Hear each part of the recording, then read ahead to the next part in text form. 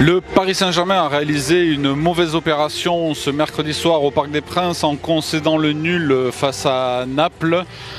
Paris est désormais troisième de son groupe C, une position synonyme de qualification en Ligue Europa.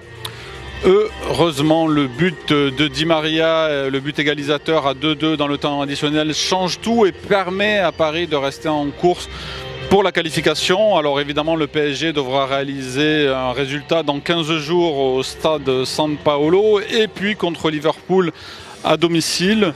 Mais ce qu'il ressort de cette partie, c'est que ce PSG-là cumule les handicaps lors des gros matchs.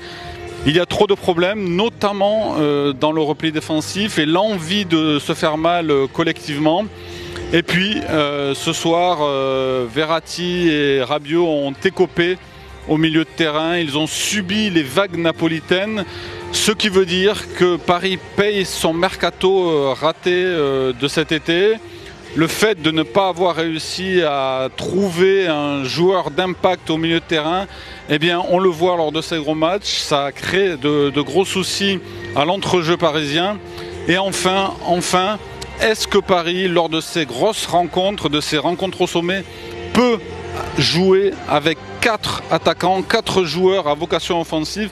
C'est toute la question, puisque ce soir Paris a paru terriblement déséquilibré, sauf en seconde période quand Tuchel a effectué un changement de tactique.